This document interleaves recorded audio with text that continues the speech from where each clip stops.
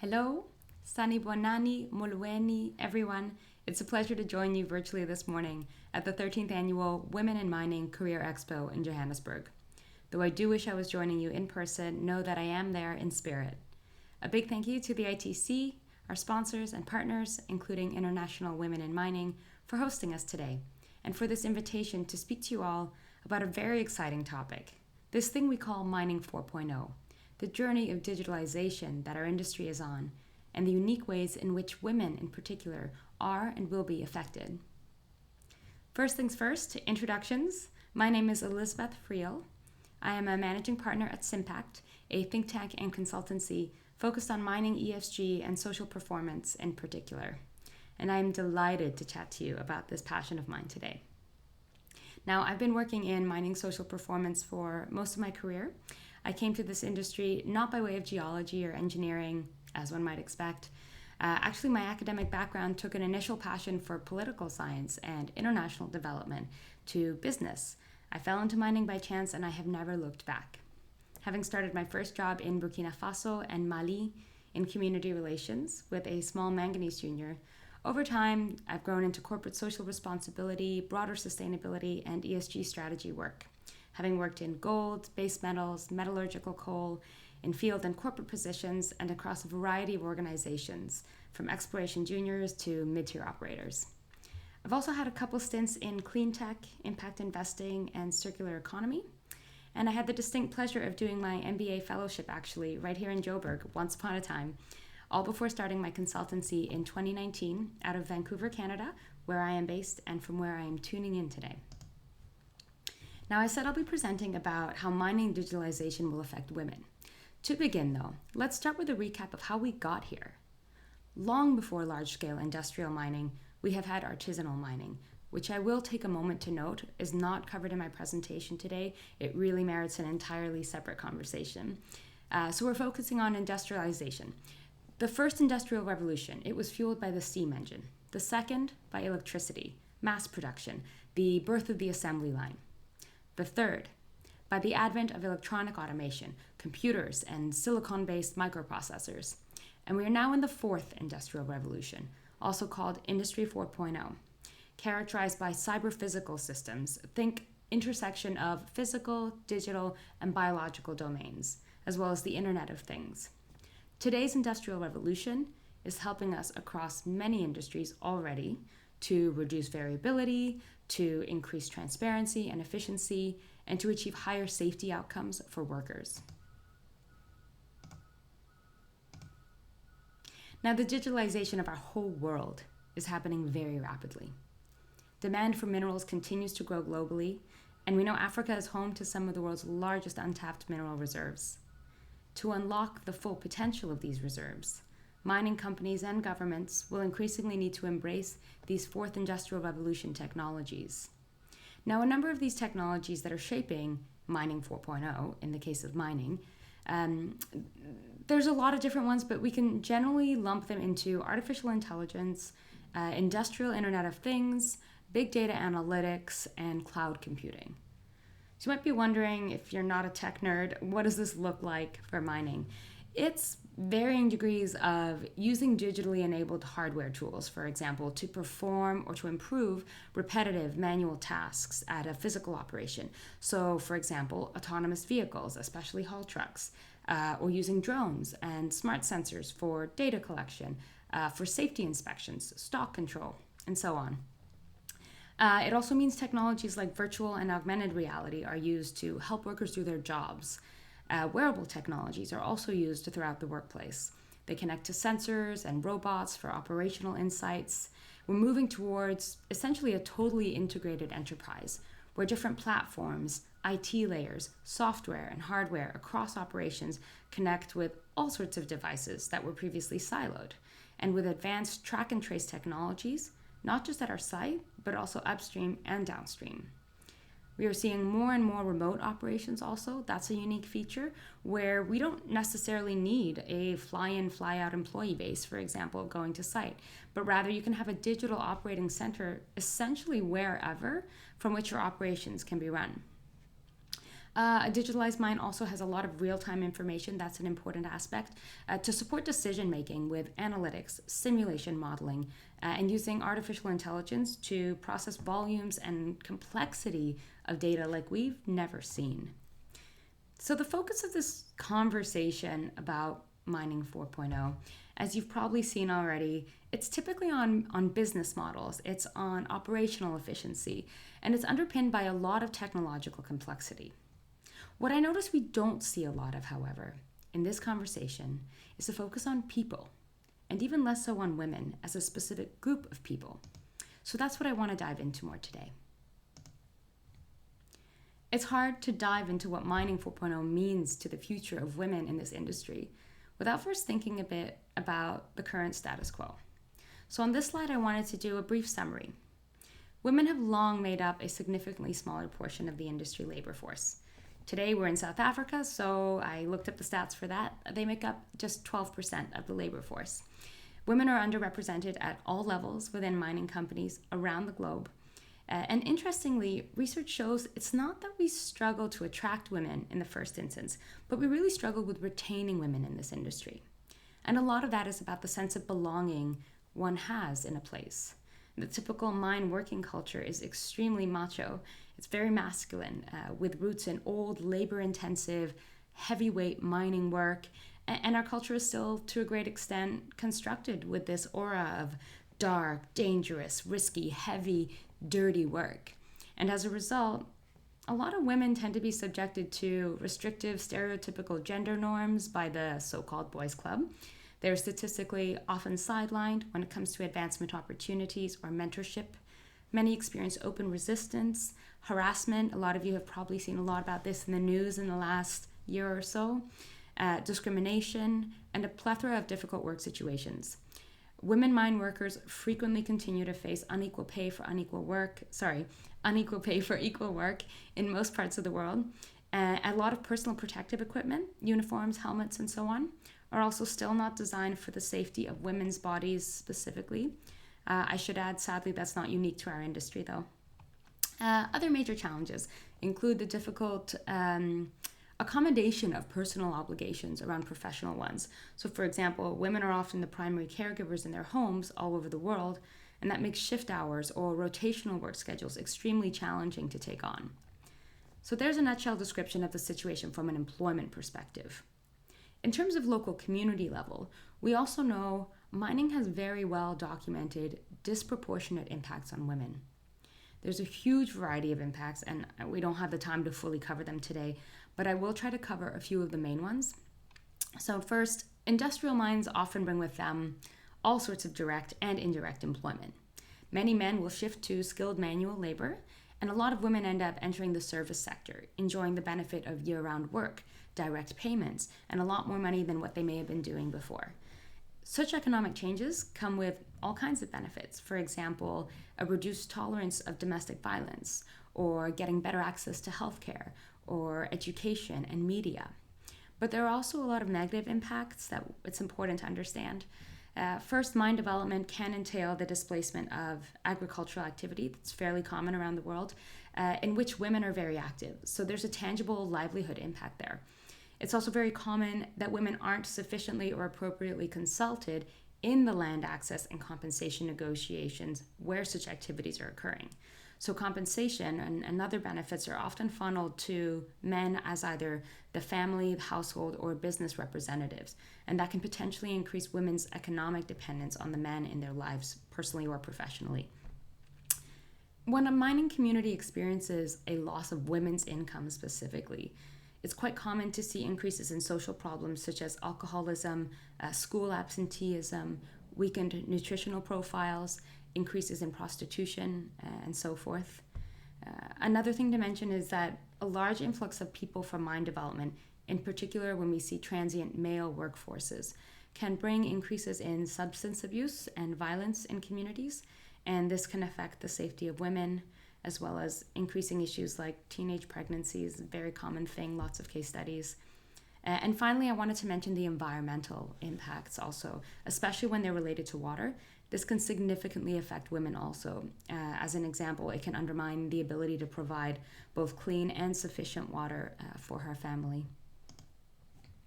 Just to give you a bit more of a quantified idea, so you don't have to take my word for it, of where we're at as an industry, I wanted to share this great visual from the Responsible Mining Foundation, and it tracks gender performance. It just came out this month, like literally a week or two ago. The 2022 report tracks just over 35 companies' performance on a range of ESG topics. And what we see here is pretty widespread, systematic, and company-wide inaction on gender across the board. The overall results are very weak, unfortunately. So our industry is still quite early on its journey, and we have a ways to go. The focus is a gender lens in this study that looked at both inside the company and community level also, I should mention. Moving on. Now today we're talking about the future and the digitalization of this industry, but we know that doesn't happen in a bubble. Nothing does. There's a broader context for this industry, for our world, in which all of this technological innovation is happening at a macro level. We are experiencing some pretty significant global megatrends that will influence very much our industry's journey. So for example, yes, demand is growing, but operators still have to navigate highly cyclical market conditions, ever lower grades in much of the world, and more remote or more difficult to access ore bodies, as well as high degrees of competition. We also have an aging workforce, which is a bit of a concern. Some of our most experienced experts are retiring, and in a lot of countries, there just isn't enough new talent ready to fill those shoes because our industry has been struggling to attract and to retain skilled new candidates, especially millennials.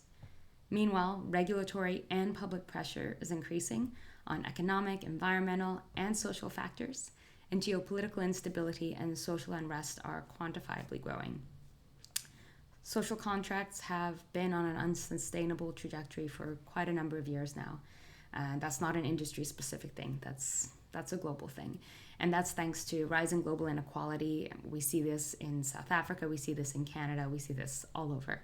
The global pandemic has also only heightened those inequalities, driving further frustration and resentment. So it's kind of the bigger picture that we're operating in that we need to keep in mind. When we talk about the mine of the future, one of the first big social or human questions is about the future of work. After all, that is the main relationship we have here.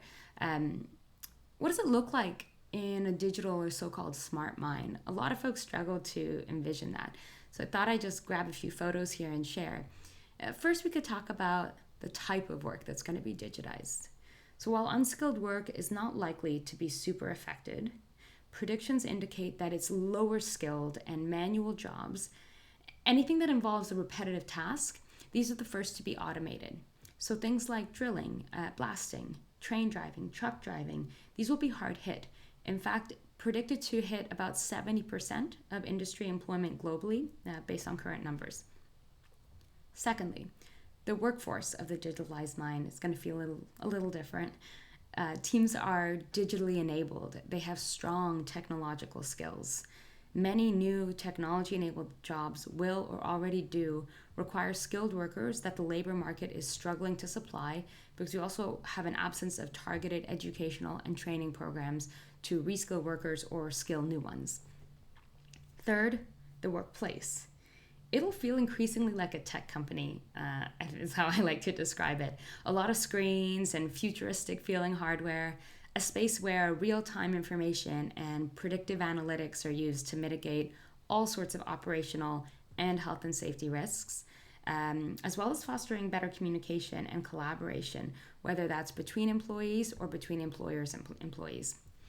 We're already seeing people who work from remote operating centers from the safety of a control room, either on the surface at the mine site or even in a completely different location.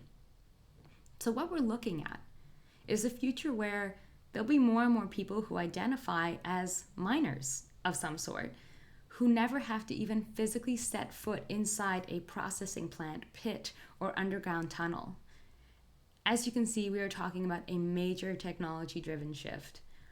Why this is an issue worth focusing on so much, I think, is because within the women in mining context I described a couple slides ago, we're looking at a whole new range of risks and opportunities emerging that we don't fully understand yet.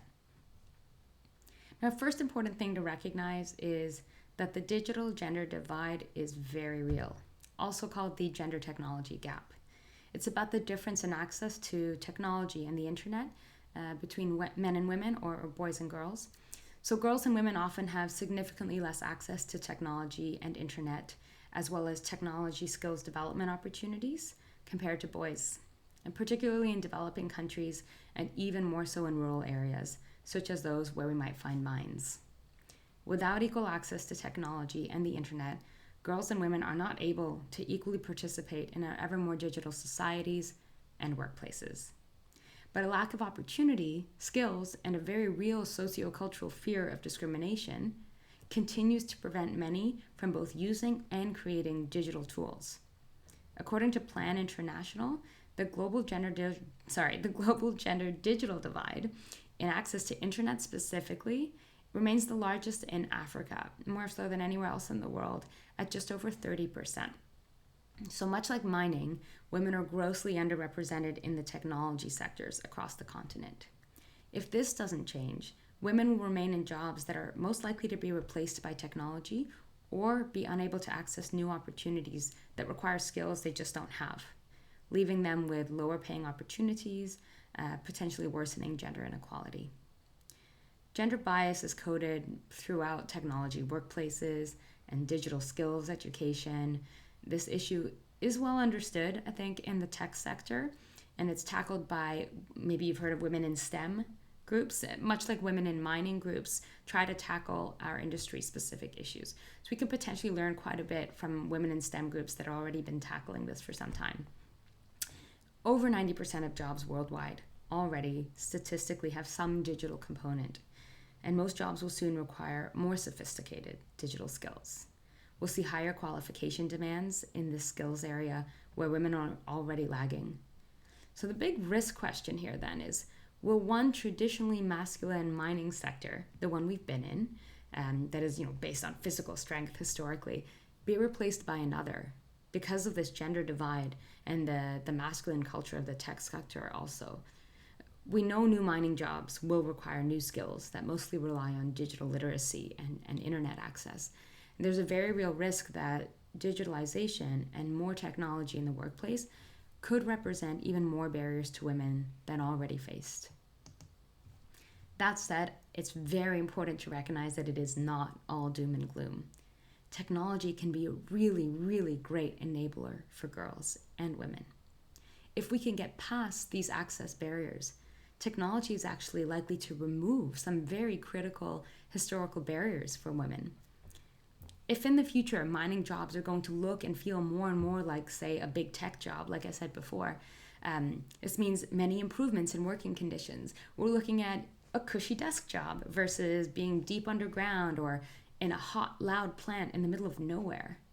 Safer and less dirty work environments are likely to attract more women. There will also likely be less risk of gender-based violence, such as workplace sexual harassment, because that's often associated with isolated work environments. Access to jobs for women will change immensely in places where women can't culturally or legally work underground, for example, because more and more jobs won't require you to go down there at all. We're also likely to see opportunities for better work-life balance and flexibility around work schedules. This is a crucial aspect of employment for women who juggle personal family obligations. This will be driven by more remote work, less fly-in, fly-out roles, and also a disruption of the historical shift work schedules that we've been very attached to in the industry. And I should also mention, it's not just about women, generally speaking.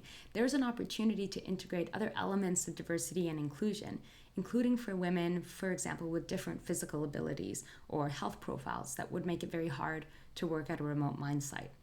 Mining 4.0 technologies can enable a far broader range of skilled people to physically access work opportunities that they previously couldn't, because of just how much certain mining-related workplaces are expected to change.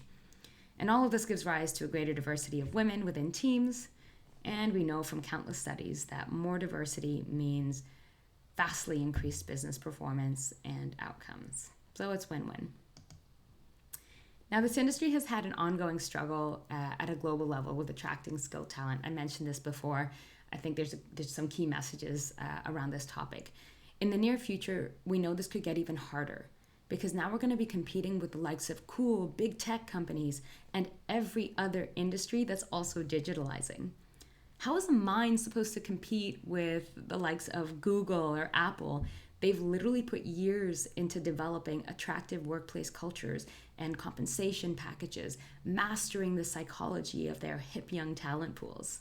So in this context, companies can and should leverage internet and smartphone penetration that already exists among young people. Take a page out of big tech's book and do it all with a gender lens. For example, where there's already a somewhat tech-savvy baseline among young girls, whether it's in town, in a village, in the city, technologies like virtual and augmented reality can go a very long way for training applications, even if you're in a remote area. That equipment can be brought in to train local level people. Again, if we can focus collective efforts on the access of girls and young women to technology education from a young age, we will be preparing many women for the future of work in this industry and beyond. Now, it's great to focus on a lot of the opportunities of these last slides, but it'll be critical to consider the very real negative impacts that will be hard to mitigate, many of which will hit those already most vulnerable, such as women in local communities in mining areas.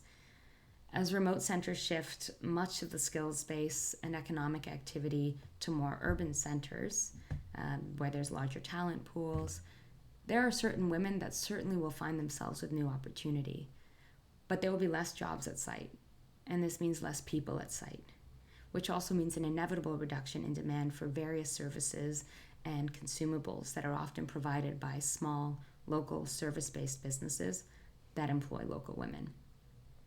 This is all happening in this context of heightened public expectations for companies to make more significant commitments towards sustainable development and community resilience than they have in the past.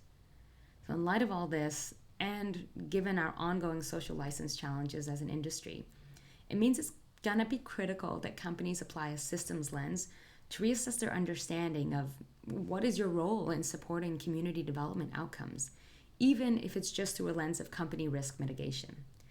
If you can see that disproportionate negative impacts on women from local communities are at risk of becoming even worse because of your digitalization efforts and your operational efficiencies, then it will be crucial to funnel extra targeted resources in your community investment efforts into women's empowerment and resilience because of their critical role in household and community wellness and well-being. For example, the very same technologies offered by Mining 4.0 can be deployed beyond the mine site in our digitalizing society and economy. Opportunities are likely to include mining companies that become more involved in tech-forward local training programs and businesses, skills development that might be useful in the broader digital economy beyond mining, like agriculture, healthcare, education. These are all being disrupted by the same technologies as mining is. Shared use infrastructure is also another great opportunity. We talked about the digital divide. By sharing high quality internet access, this can support the reduction of that divide. Finally, a brief return to that issue of engaging and consulting women, especially early on. In the case, if you get to do this from scratch versus digitalizing an existing operation, the use of certain types of technology, like again, virtual and augmented reality, can remove a lot of barriers to meaningful consultation and engagement in a local community. It can enable all sorts of people who are typically excluded, women included, to contribute knowledge and opinions.